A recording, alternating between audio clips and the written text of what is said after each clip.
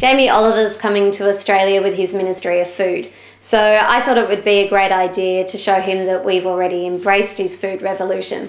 I'm going to share with you some of the recipes that I love to cook.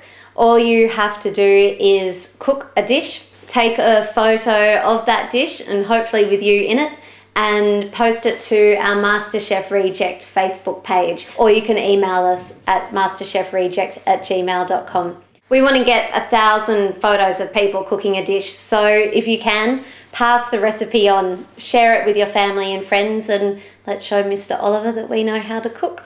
Oh, and my name's Spanner, Janie Spanner. Okay, today I'm making a really easy dish. It's a vegetarian dish. It's substantial enough to have on its own, or if you have to have meat or feel like having meat, you can certainly use this as a really lovely accompaniment to a dish.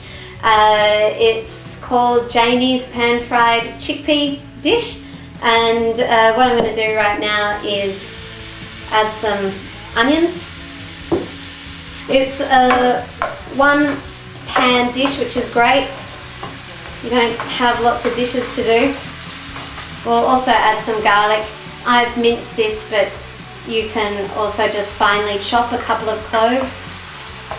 I'll be listing all the ingredients at the end of this, so don't worry about having to write it all down now. This dish is really great because you can basically just use whatever you have in your fridge. Today I've got some kale. You could also use some spinach, silver beet. So you just want to fry this until the onions start to soften. You can also use leek, fennel instead of the onion.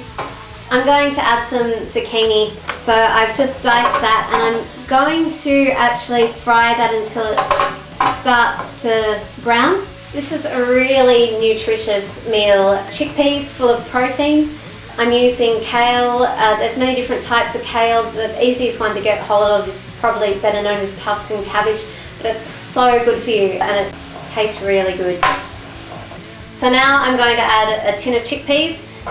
If you're feeling really adventurous, it's not really adventurous, you could just soak some dried chickpeas the night before and then cook them. So now I'm throwing in, it's about a teaspoon and a half of ground cumin.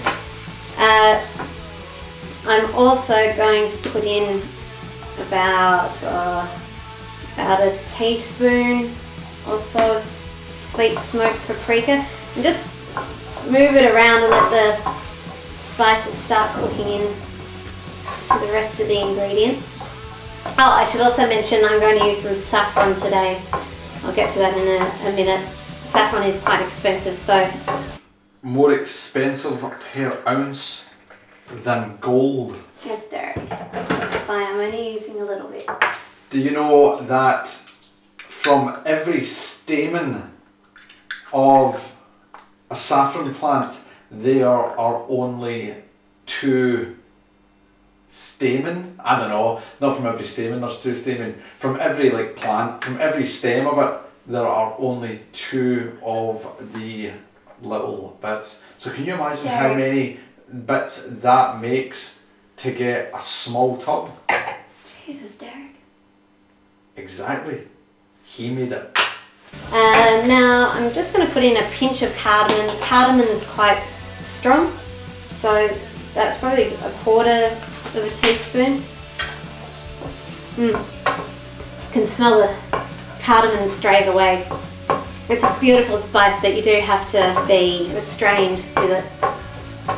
Alright, so my chickpeas are coming along well. I'm just going to add some saffron. It's about a teaspoon of saffron, and it's been infused in some boiling water, or about a quarter of a cup of boiling water for 5 minutes.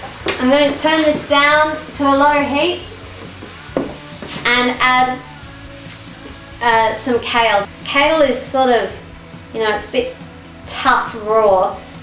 You really need to make sure you steam it through. So what I'm going to do, we've got a little bit of liquid in the pan from the saffron water. Turn the heat down. I'm just going to put the lid on, and we'll leave that for about 5 minutes until the kale starts to wilt a little. Derek, why are you looking at me like that? Because you messed up that line. Our cow's looking lovely and wilted. The colours are beautiful. So, for the final additions, I've got some toasted pine nuts here that I'm going to throw in. You could use any sort of toasted nuts. Almonds, hazelnuts are beautiful, pistachios, whatever you have. I've also got some toasted pumpkin seeds. They're really, really good for you. So I'm going to toss those in. I'm also going to put in about a tablespoon or so of creme fraiche. It's like a more delicate sour cream. You could get sour cream, but I would just, really urge you to invest in a tub of creme fraiche. You don't need to use heaps. So we're just going to stir that creme fraiche through. It's all sort of melting through beautifully, giving it this dish this beautiful creamy consistency. I had some I had some parsley. I had 2 bunches of parsley which were half chopped up in the fridge. I don't know if you have ever done that, but I do it all the time. I buy loads of herbs and forget what herbs I've got in the fridge and end up with lots of scraggly bits. Bit of lemon juice. Now that's quite a lot of lemon juice, but I really love tart flavours, so just add lemon juice to your taste.